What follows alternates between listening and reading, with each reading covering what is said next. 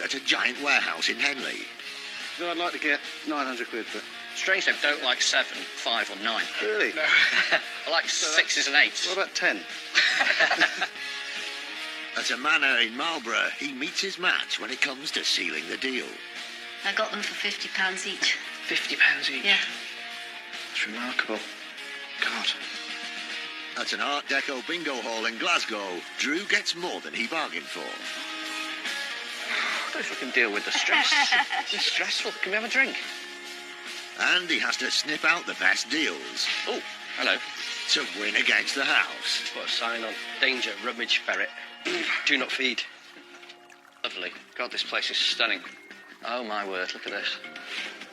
He scours the country in search of weird and wonderful objects. I just love it. Oh, yeah, that's a belter, isn't it? What is this? It's wonderful. It's lovely. In his hunt for treasure, I was thinking 400 to 500 quid each. he bargains hard. Can we meet in the middle, 275? And there's nothing he won't buy. Ugly old men sell really well. With help from his wife Rebecca He's all yours. I hope you got a nice little kennel for him. and a team of renovators, he transforms thousands of items from junk to gems.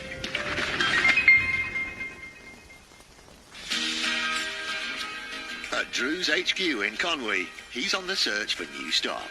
Just had an email in from this chap called Steve, who's got these ice icons. We'll raise an invoice now. Drew and T have had an exciting invitation to visit a dealer in the southeast, so they're driving almost 4 hours towards Oxfordshire. Today, Drew's off to see Gary Wallace. Gary Wallace is a really cool antique dealer. Drew and him have known each other over the years, and they've got a lot in common. Mainly motorbikes, football tables, boys' toys. I think Drew is going to have a very good day. He's got a few bits that are a little bit like my sort of stuff. We fill in the van. You know that's always the job. Yeah. And he's very suave. Really? Yeah, like myself. Oh, God, yeah. Yeah? Oh, yeah. You're rocking it today, T. And to the River Thames. Its location has made the town a magnet for water lovers for almost 2 centuries. The first ever Oxford and Cambridge boat race pushed off from here in 1829, with the Henley Royal Regatta following 10 years later. Just outside Henley is architectural and antiques expert Gary Wallace, who stores all his items in a giant converted shed. I've been in the business for 30 years. I specialise in specialising in nothing, basically. If I like the look of it, I buy it. And it covers a very broad section of items. Having done the fair circuit for many years, obviously Drew and I have crossed paths on a number of occasions, so I'm sure he will find something of interest. See? Oh, right. Yeah, good, mate. Wicked. Well, I've not been here before. Looks great. I've seen you at the fairs, but I didn't know you did all this. Yeah, no, there's a bit more to it than most people appreciate, really. Cool. And the motorbikes everywhere. Oh, yeah, we got the odd bike. How many have you got? I can see 1, 2, 3, 4, 5, 6, 7 from here. There's a few more not tucked around, and a few in pieces as well. God. I like it. It's cool. It's very cool, isn't it? It is. It's amazing. It looks great. It looks great. First impressions are good. Any antique shop that's got motorbikes hanging from the ceiling is somewhere I want to be. You know, he's a good trade dealer, so we're hoping that there'll be stuff I can pick up. And he's gutsy, you know, he buys big stuff, which I like. And what's the fascination with these things? Selling and that sort of thing, and if I see one, I buy it. Yeah, no, I love them. They're just a really good. Do these have a dive setting? So when and another player goes in, just fall down. Oh, he's fallen over. Clutching the leg. With plenty of eye-catching items available, Drew needs to find something to bid on to make the long trip worthwhile. I like the look of this, Gary. That's a funky-looking thing. It's all right, Yeah. Then. Needs a bit of work. Unfortunately, we broke the top in transit, but bought it from France. A museum cabinet, I think. Yeah, it's all right, isn't it? Yeah. You must use the same shippers as me. They smash everything up as well. Exactly, yeah. So do these attach, or they're just set on the floor like that? No wonder it broke. I've got a lot of these, but, you know, I always like this sort of steel. That always looks pretty cool and edgy. But the best thing about it is the old painted decoration to the base is really good. It's sort of faux marbling into almost camouflage. It's great, and it's largely unrestored and untouched, which is something else I always want. This display case from the turn of the 20th century has a square, tapered base. With the original lock still in place, this piece would be ideal for jewellery and watch retailers. Once the glass is fitted, it could be worth around £1,200. What money's that, as is? £450. 400 quid? Yeah, let's get the ball rolling. Yeah. Thank you. Deal. Marvellous. Paid £400 for it, that's fine. Dealing with dealers is... Very happy with that, very happy with that. What happened? It's yours now, it doesn't matter. Drew's had success downstairs, but with 2 floors to sort through, he's determined to find more deals. Oh, cool, look at this. Excellent. Yeah, you'd never know you're in a shed now, would you? It looks really good. This looks great. Oh, yeah, tell you what, that's a belter, isn't it? Absolutely, yeah. Lovely. It's keen on the frame, but... Well, it's the original frame, but you could probably get back to the original paint on that, I think. Yeah. It's an exceptional mirror. Yeah. He's building it up now. The next thing we chat about, and you really can't miss it, is a superb, distressed, large plate glass mirror on the back wall. They appeal to nearly every dealer I know. I can't stand new, modern mirror. It's too sharp, it's too aggressive, and has no feeling to it, where that just looks like a map of the world, doesn't it? This mid-19th century mirror is probably French and would have been used in a shop or restaurant. Antique mirrors can become heavily distressed as the back gets tarnished and oxidised. This can often be worse around the bottom, where moisture from cleaning settles. A mirror with ageing like this demonstrates that it's a true antique, and once the frame is touched up, it could be worth around £2,500. Go on then, give us a price. £1,200.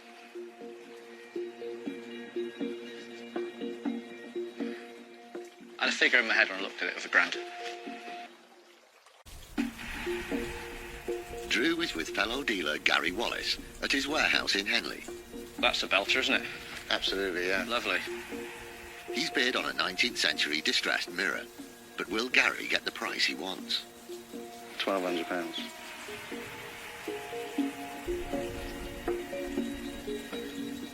I had a figure in my head when I looked at it of £1,000. You don't want to meet me in the middle? Not really. 1050. 1050. 1100. 1100, 1050, 1075. All right, yeah. There you go. Fair enough. Yeah.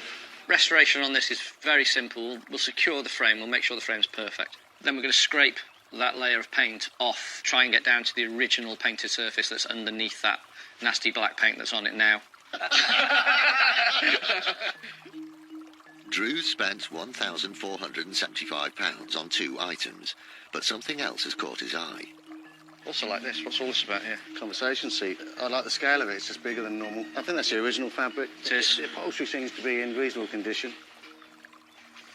The strange conversation seat, so if we're having a conversation, yeah. I'll sit here with my back to you. Well, I've always wondered that about these things, but it's obviously for married couples. Yes. Perfect, I'll take it.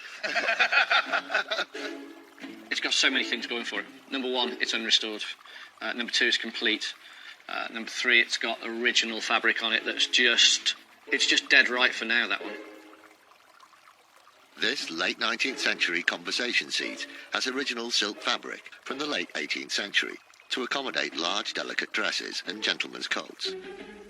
This one was probably custom made for a manor house or hotel, and when touched up, could be worth around £1,500. I'd be honest with you, I'd like to get 900 quid for it.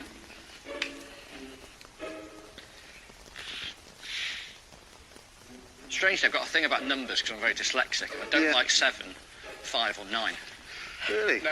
I like 6s and 8s. What about 10? Not keen. Even less keen. Even less keen. Just because I don't like the number 9. 880? it's not odd. I know it's odd, but I just don't like the number 9. It's Don't horrible. argue with that. That's fine. Yeah. You can never say. Do is brush the timber work down. We won't re-French polish it or do anything else to it. I want it to look as raw as possible. I don't want that altering in any way, really. 3 deals done on 3 large pieces, and room in the van is running out. But Drew's not finished yet. Little jeweller's thing, yeah? Yeah, I think so. Jewellers or watchmakers, I wasn't really sure. Would have been used by a watchmaker or somebody working on close engraving work or drawing. The shape and the colours that it is and the textures, it's just great. And it's also beautifully designed. This mid-20th century magnifying glass is made by British optical manufacturers Newbold and Bulford Company, nicknamed NBCO. Although a private enthusiast, it could be worth around £400. How much is that then? I'd like to get $240 for that. Okay. Yeah, I have to have it, even if I just get my money back. I love it. All right. Yeah. Cool. That's great. Love that. Beautiful. Sorry, so you can look for your wages through that, can't you? It's that small. It's not that strong. Superb. Very happy with everything I've got. Done really well. Better than normal, haven't we, T? Yes, very good. That's great fun. Very enjoyable. I mean, dealing with Drew's very straightforward, dealer to dealer. He picked out things that he liked them for the similar reasons to me. So design and desirability. Yeah, good day's work. Thing in common is that it's that patina, it's that untouchedness, it's that being allowed to be worn out and still look better for it. All done? Yeah, sorted. Gary, pleasure. Cheers, Drew. All the best. See you at the deck fair. Thank you for today. Definitely. Yeah. Cheers. All right, mate. Cheers Thanks. to you. Thanks. See you later. Bye-bye. See you, mate. There you go, we did well. You did? But no, I like dealing with the trade when it's like that. It's like posh, posh, posh, done. Yeah, nice and easy. Nice and easy. It's yours now. You take your chances. That's it.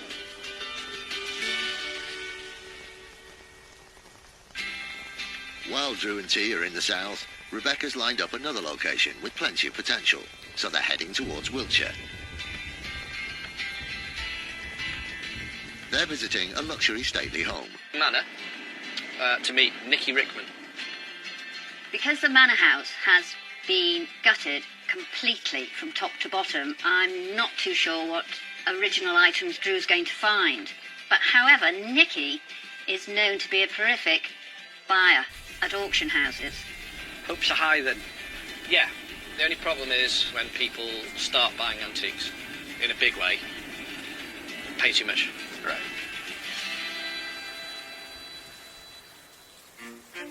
Rockley Manor is near Marlborough, a busy market town in Wiltshire. Famous for its prehistoric discoveries, its unusually wide high street, and for its myths and legends.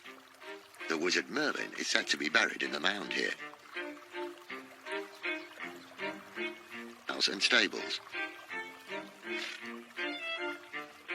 As well as being a private residence, it also hosts luxury private events set in 500 acres of glorious parkland. Nicky Rickman and her husband, one of the UK's first dot-com billionaires, totally renovated this 8-bedroom property 15 years ago. We bought it in 2000 and we spent 4 years developing it, building a big house and filling it. You know, I started to establish a bit of a habit going to auctions, which I still do. There are outbuildings full of all the things I buy and maybe had in a house and now are not right for this one.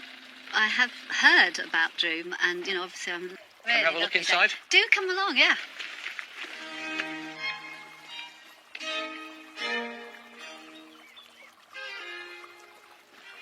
Oh, lovely. What wonderful light. So where did you get these? These are lovely. I got those from an antique auction in Newbury 10 years ago. Are they expensive? I got them for £50 each. £50 each. Yeah. That's remarkable. God. Instantly now I know with Nicky that if she's buying things like that for £50, she's no fool. And two other things are going to happen. I'm not going to get anything for nothing. But what I should find, there should be some good pieces here, if she's buying things like that. I'd love to see some more. Yeah, let me... A cat. Oh, lovely. Another great room. The antiques buying, is this you again? Yeah, there's some of it. Like that, I did actually buy, and I paid a lot of money for that in London. I think we paid about 10,000 for it, which is ridiculous. Yeah. I'm saying nothing. No, I know. And I like these that one. mirrors that I found in an auction house. I think I paid about 1,500 for them or something like that. Really? Yeah. Now that's a steal. So you're buying, maybe paid too much for that, Yeah, but everything else, yeah, you've made it up. Obviously, we're here to potentially buy antiques. Is there anything in the house for sale? In the house, no, but there are things in outbuildings and stuff. Okay, all right. The estate has many converted outhouses that were once used for farm animals. Ooh, tell me about this. Oh, this is a passion of my husband's. This is a super little car. This is really special. Supercharged super little car. It's supercharged. It's so cool. Oh, it's lovely. This is a real rarity. This 1930s MG J-Type would have been used for racing and has now been faithfully restored. It could fetch in excess of £80,000 if it were to go up for sale. You're going to keep it? Yeah, yeah. That's fab, isn't it? But not for sale? No. No. Shame. As Drew's here to find deals, Nikki leads him to an outbuilding she uses for storage rather than show. Okay, so this is... So this is just overspill from the house, yeah? No, yeah, been in some houses. Some of your auction finds. Some of my auction finds, lots of corner cupboards, can I have those? I couldn't give them away. Mind if I stand on these? Yeah, that's fine. Go through. It's a very basic thing, but I always go all the way to the back of every shed, every room. Because you get sort of 3/4 of the way through, and if you haven't found anything, people go, oh, well, there's nothing here, and that's it, forget about it. You've made a mess now. It is a bit of a mess, though, isn't it, really? No. Go all the way to the back. Keep looking. Keep pulling things. Look again. Go back, retrace your steps, go round in the opposite direction. Whatever. You've got to, because you never know what you're going to find. Would that be something you want to get rid of? Yeah? Early 60s floor lamp. Marlborough, don't worry about the shade. 3/4 length. Height. Great design. Terrible shade on it. That can go. Condition was good, and it's marked underneath. But I think it said made in Sweden. And that's good quality. This mid-20th century floor lamp has a patinated brass and bronze base and a teak stand. This clean, simple look and combination of materials was probably influenced by Scandinavian styles. These designs were popular throughout Europe at the time, following a series of international exhibitions which helped showcase them from the 1930s onwards. Once cleaned and with the shade removed, this lamp could be worth around £300. No end, just Suddenly right there. it's worth twice as much. What would you like for it? It's not worth a great deal. It's Okay. funky, it's stylish. Yes. It will rub up well, I'm sure. It'll rub up well.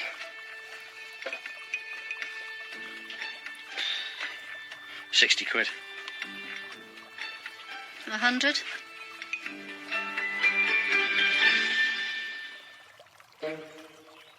Salvage expert Drew Pritchard is at the Grand Rockley Manor Estate near Marlborough.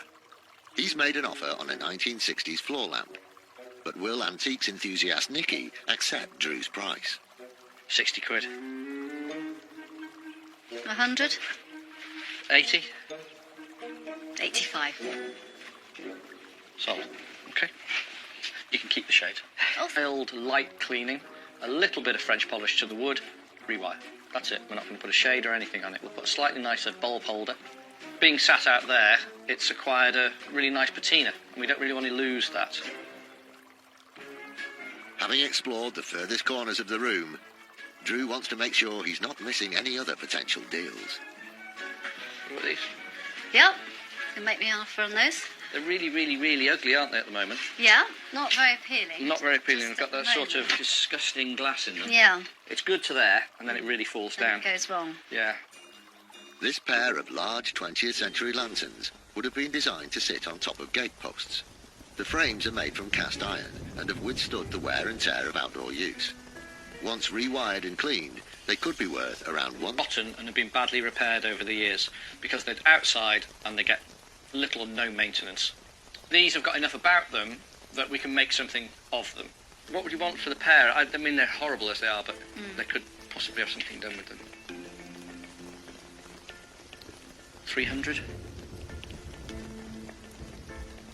400. Sold.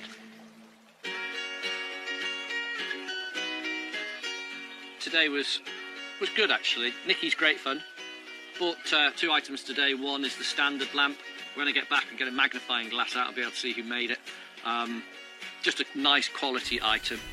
Won't cost a fortune and should sell fairly quickly because it's stylish and simple and sleek and chic. You know, I always want to buy more. There's no point in having money sat around. I'd rather have it out there working. I had no idea what today was going to be like. Drew's a charming chap. I've had a really good day and it's been extremely interesting.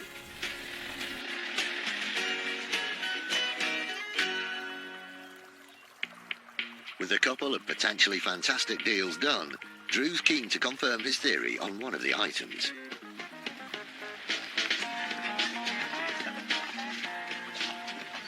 Hello, Pinto. Hello. Nicky Rickman, who went to see, who's got good eyes.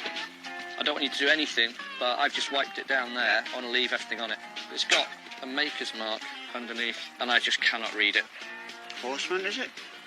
Horseman? Yeah. The case, it actually commands quite a high price. Drew's also got his deals to show them from Gary Wallace. So there you go, look at that.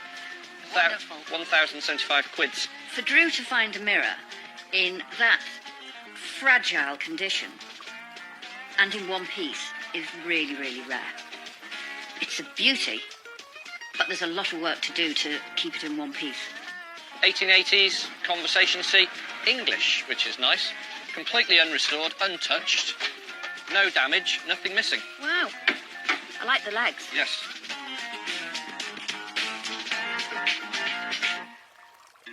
Furniture restorer Alex gets straight on with the mirror. This is the type of mirror Drew likes. It's all flaked, it looks old, it's got a nice age. But what we're going to do, we're going to enhance this detail by adding to it. As the original structure is so weakened, the first job is to secure the back before the front and frame can be worked on. Because the mirror's so flaked, you can see through the glass, and we don't want to have a new plyboard on show. So we're going to put a stain on this, which will give it the impression of being an older timber.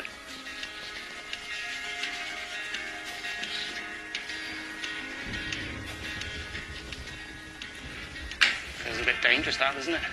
We'll put some talc in there just to make it look a little more blotchy, a little bit powdery, so that it'll all look authentic through the gaps.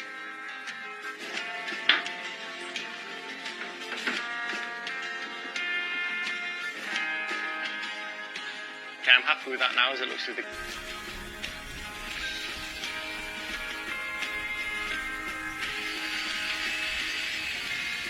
Frame's gone on really well, and it looks great actually. So what we're going to do now is just sand it down nice and smooth. Once the frame is prepared, Alex gives it a fresh coat of paint before it gets a layer of French polish and a final coat of wax. And that should leave it with a really nice sheen on it. With the frame completed, the aged glass gets a once-over with oil-free wire wool to buff out any marks and bring out the shine. I think then it'll be ready to go.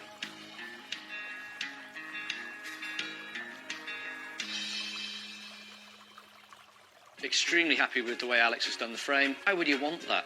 I think they're way more beautiful distressed like this. It's beautiful and it is now a fantastic art piece for your house. Gavin also gets on with the museum cabinet. He lines the frame with putty. Messy job, look. Ready for the new glass. That's pretty good. Push. That's it, it's gone. Just going to let that dry for a bit now and scrape all the excess off, and I'll do around the edges and fit this bead. Give it a good clean. It's ready to go. and Carl gets on rewiring and cleaning up the lamp. These sleek, stylish designer lights are an industry favourite, and this example could fetch over 3 times what Drew paid for it. Let's get it in the photo room. Drew can turn his attention to sourcing stock. Volume and variety are key for any successful salvage business. He's expecting a visit from fellow dealer Jeff Pierce. Jeff is bringing his latest items from a clear-out to show Drew, as he thinks there may be 1 or 2 pieces to tempt him. Jeff, Hey up, mate. how are you? Drew? Good to Liking see you. the hat? Very good. Thanks, mate. Jeff, I know we've done a little bit of business over the last year or so now. When Jeff opened the back of the van, I was grinning ear to ear, very pleased. I could see a couple of things in there straight away that I was interested in. What, you've been doing some clearances? Yeah, you know, we strip out of all kinds of different properties and old buildings. Okay, what's the money on that? I'd be happy with 300 quid. I bet you would. I'd be happy at 150. Can we meet in the middle? 200 quid? It's in there, though. You are the chairman. That one, how much is that one? I'd like 2 for it, Drew. Okay, that's not going to happen, so should we do a dance? Oh, you're in one of those moods today. Could you give me 1.5 for it? Are you making money at that? Just. Yeah, a little bit. All right, mate. Lovely, Okay. yep. Having long established relationships with dealers all over the country, Drew never knows where the next unusual piece may come from. See what you think of this. That's a belter. This giant cauldron would have been used in a factory, hooked onto a gimbal to allow it to tip out the molten contents. Still coated in its original paint, it would be ideal in a garden. 3.5. 4 or it stays on the wagon. There's wages there for you, Drew, 4. It's a nice piece. Wonderful, All right, thank you. well done. Nice and easy. He's a dealer, so you can just be completely honest. You know, just don't allow yourself to get talked into buying things, which you do. But no, I've stripped myself. I bought 3 things I really liked and left the rest. Drew and T have been told about a potentially great salvage location, untouched for decades, so they're driving almost 300 miles towards Glasgow. What these guys have got, they've got a listed Art Deco cinema that's been converted into a bingo hall. They're having a tidy up, so they're giving us a shout. So are we having to go at the bingo? Yeah. Glasgow, on the River Clyde, is Scotland's largest city. It has over 90 parks and gardens, making this one of Europe's greenest urban spaces. It's also famous for its buildings, with many designed by 19th century Glaswegian architect Charles Rennie Mackintosh. East of the city centre, the former Vogue Cinema is a listed 1930s Art Deco building, which has been a bingo hall since the 1960s. The careful custodians of this historic landmark are Neil Charity and engineer David Robertson. I've been in the bingo business 36 years, but I've owned this place for 18 years. We've got the cages downstairs. Some of the junk. Basically, stuff from quite a number of years ago. Hello there. Hi, how you doing? Drew. Good. Neil, Nice to meet you. David. David, hi, how are you? Hi, Archie. Well, thank you very much for having us. No problem. Can you show us around? Absolutely. This David way? will lead Yeah. the way. All right. Oh my word, look at that. I tell you, check it out. You expecting this? That is not what I expected. No? Or a bingo hall. No, this is really quite exceptional. Look at that clock. It's amazing. What a building. Like pure Art Deco. What year was it built? 1938. 1938. Just before the war. Just for your Yeah. laundry. First thought when you size of pieces in here. It's a huge, huge light in the roof that isn't working. A massive stage and a huge balcony above us. It's Art Deco cinema theatre in the grandest style. I'd love to see a little bit more. Absolutely. Yeah? We've got plenty of stuff downstairs for you. As well as the enormous upstairs area, a giant basement runs underneath the building. Neil and David are taking Drew down into the depths where over 60 years' worth of items are stored. Oh, hello. Blimey. What's happening with all this stuff? Well, if you want it, it's available. This is fab. As soon as we come down into the cellar, you can see there's lots and lots of this place is. Why would anybody before me come down here and start looking for stuff? They just wouldn't. So if I think I would get some finds here, there'll be really good, genuine stuff. Why are they all in little cages? It's like you kept animals down here or something. I hope to tempt you into one of them, Drew. With decades of detritus stacked up, Drew's got to keep his eyes peeled to dig out any potential deals. What about these chaps? For sale? For sale? Yeah. Cool. These are timber ones. They might have been from the date of the building. Is that the original colour, do you know? Not sure. One thing that's a popular seller for us is signage. So it sort of brings the lower-end financial buyers into us, gets them started with collections, and/or... These signs were probably made in the 1950s and used when the building was a cinema. Once cleaned up, they could be worth around £400. What do you want for the 3? Make me an offer. 40 quid each?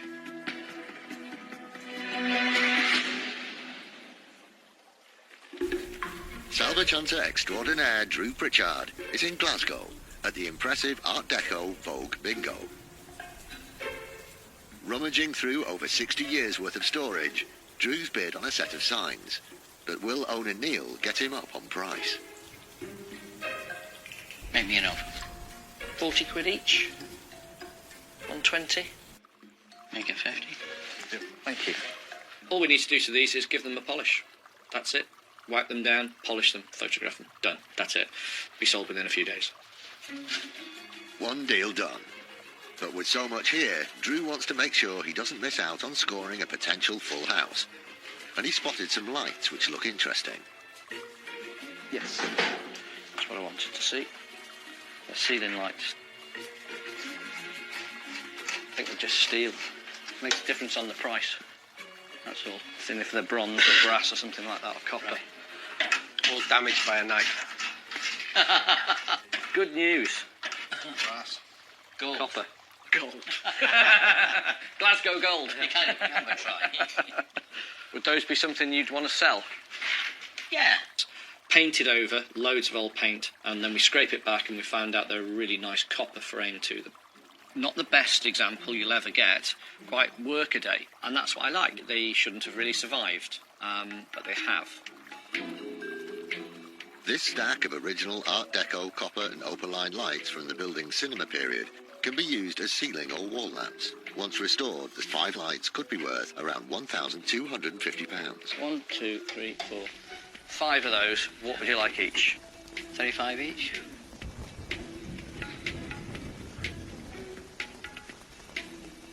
What I'll say to you, being a bit fair, is 45 quid each. Okay. And that's fair. Yeah, it's fair. Yeah? Thank you. What I'd rather do is just say, well, I'll give you a tenner extra a lamp, profit on them once all the work's done. But right now, are they worth £45? Not really, but the potential is there. Carry on down a bit. I'll go through these pits, I think. Should put a sign on. Danger, rummage ferret. Do not feed. I think that's got any merit. 60s, 70s? 60, 70, yeah. I've seen one with bingo up there as well. Uh-huh. I don't know, they just tickle me. They're a bit of fun, you know. Drinks and crisps, bit of a laugh, going to a club somewhere or a pub, home bar, that type of thing. Bingo, only one place for it, above your bed, you know, eyes down for a full house. This pair of illuminated signs are made from polycarbonate, a kind of especially hard-wearing plastic. Lightweight and tough, the material is often used as a glass of boxes could be worth £250 each when restored. What would you want for these? They're not worth a great deal, to be perfectly honest with you. What sort of money are you looking at? Make me an a offer. bit of fun, £50 a pop. Okay. Done? Yeah. Deal? Thank you. All right, we'll have those. They just made me giggle. Drew spent £475 on 3 deals. With the basement exhausted and the next bingo session about to begin, Drew and T have been challenged to a game. Vogue bingo regular Joyce has agreed to show them the ropes. Jerry, go slow now, son. We've got learners up here. Oh, God. Slow down. 62. I don't know if I can deal with the stress. It's stressful. Can we have a drink? Oh my God, it's stressful. It's ridiculous. You just like you're trying to find the thing, and there's another number coming. If you can't find that one, you forget the one you're looking for, and then you hear the next one come up, and that's it. You're stuffed. This is as close as we're going to get to Mensa.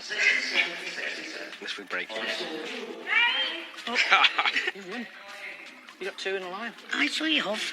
You've won. Aye, Jerry, here. 1902. Yes. Hey. How much did you get? A tenner? Oh, thank you very much. Thank you. £1. Thank you very much. They are tea. Thank you very much. You can buy us a pie. Lovely. Great fun, yeah. I think they had a good time breaking through everything, and it's reminded me I'm going to have to clean the place out downstairs. Today I bought quite a few little bits. Didn't spend a fortune, but we've got a few projects to do. All of it will sell quickly. I'm fairly confident of that. Ceiling lights might take a little bit of time, but they'll go.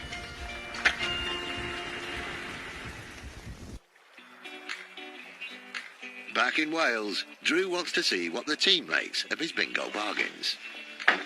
Welcome back. Hello, hello. We've been to Glasgow. We went to the bingo. Legs 11. We played bingo.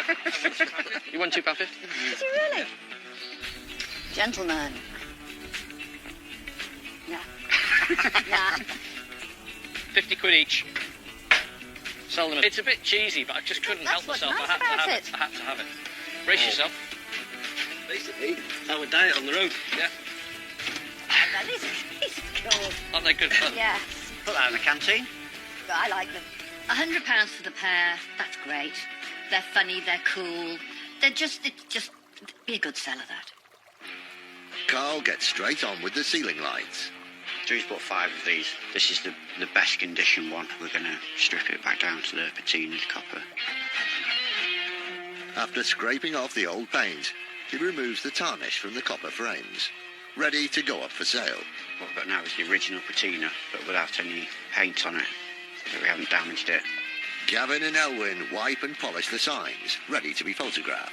We'll get on to the next one. Ready to be photographed for the website.